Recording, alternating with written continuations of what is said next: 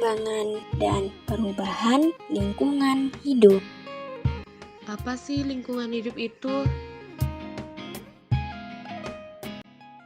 Jadi, lingkungan hidup adalah kesatuan ruang dengan semua benda, daya, keadaan, dan makhluk hidup lainnya, termasuk manusia dan perilakunya, yang memengaruhi kelangsungan peri kehidupan dan kesejahteraan manusia dan makhluk hidup lainnya.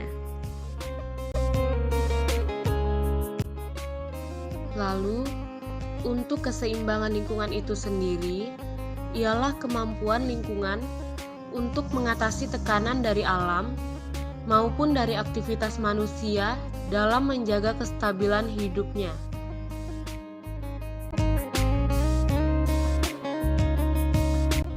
Nah, kriteria lingkungan dapat dikatakan seimbang apabila 1. Terdapat pola-pola interaksi. 2. Lingkungan homeostasis. 3. Pertumbuhan dan perkembangan. Dan yang keempat, memiliki daya dukung lingkungan.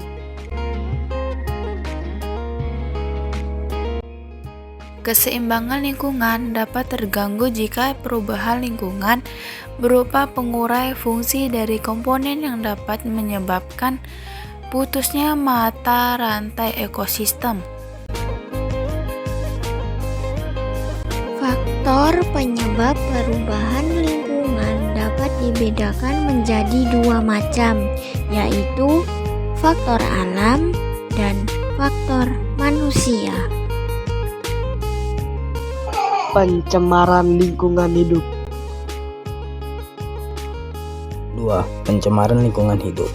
Pencemaran lingkungan hidup adalah masuknya makhluk hidup, zat, energi, dan komponen lain ke dalam lingkungan hidup oleh kegiatan manusia, sehingga kualitasnya turun sampai ke tingkat tertentu, yang menyebabkan lingkungan hidup tidak dapat berfungsi sesuai dengan peruntukannya.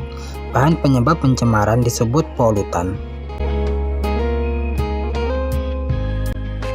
Limbah adalah zat yang dihasilkan dari suatu proses produksi, baik industri maupun domestik.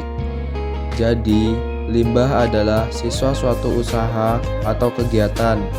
Terkadang, limbah tersebut membahayakan kesehatan bagi kehidupan manusia dan makhluk hidup lainnya. Pencemaran tanah. Pencemaran tanah dapat terjadi secara langsung atau tidak langsung. Pencemaran tanah secara langsung terjadi jika zat pencemar langsung mencemari tanah. Sementara pencemaran tanah tidak langsung terjadi melalui perantara air dan udara. 2. Pencemaran udara. Pencemaran udara adalah kehadiran suatu atau lebih substansi fisik, kimia, atau biologi di atmosfer dalam jumlah yang dapat membahayakan keselamatan manusia, hewan, dan tumbuhan, mengganggu estetika dan kenyamanan atau merusak properti. Pencemaran udara dapat ditimbulkan oleh sumber-sumber alam maupun kegiatan manusia.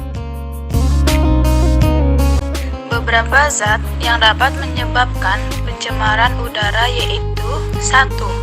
Karbon monoksida atau CO2. 2. Nitrogen oksida atau NOx. 3. CFC dan halon. 4. Ozon atau O3. 5. Gas rumah kaca. 6. Belerang oksida atau SOx. Pencemaran air. Pencemaran air adalah masuknya makhluk hidup atau zat lain ke dalam air yang menyebabkan kualitas air menurun ke tingkat tertentu sehingga tidak dapat berfungsi sesuai peruntukannya.